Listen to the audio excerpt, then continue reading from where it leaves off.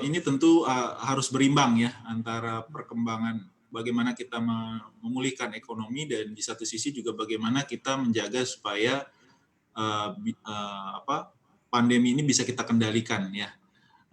Saya pikir untuk beberapa sektor terkait infrastruktur bisa dilanjutkan ya. Apalagi kan ini sektor yang mungkin tidak terlalu banyak melibatkan massa yang terlalu besar gitu yang berkumpul di satu tempat ya, sehingga saya pikir masih bisa diteruskan.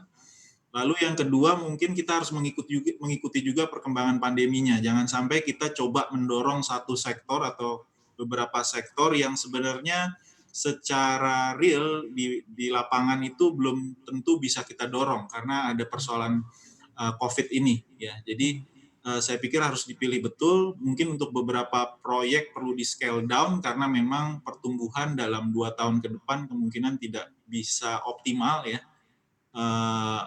Misalnya untuk kebutuhan energi mungkin ke depan juga tidak terlalu diperlukan penambahan yang begitu besar ya dalam 2 tahun ke depan, tapi untuk jangka menengah panjang mungkin dapat dilanjutkan setelah pandeminya bisa kita kendalikan. Baik, meskipun Anda mengatakan ini sektor pembangunan infrastruktur penting dan bisa dilanjutkan, tapi kalau kita lihat dari situasi ketidakpastian ekonomi seperti ini, untuk konteks 2021 seperti apa sih Pak? Agakkah harus sedikit direm atau tetap lanjut bahkan bisa lebih masif lagi mengingat kontribusinya sejauh ini kita juga Ya, tengah mencari.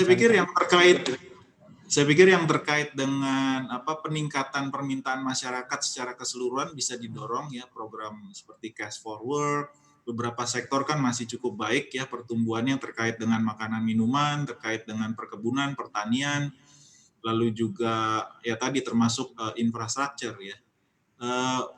Saya pikir juga perlu dipikirkan juga roadmap ya setelah COVID berakhir, pasca COVID ini kira-kira beyond COVID apa yang perlu kita lakukan untuk meningkatkan daya saing kita, terutama bagaimana mendorong kembali ekspor dan bagaimana memanfaatkan ya keunggulan komparatif kita ya, termasuk sumber Baik. daya alam kita.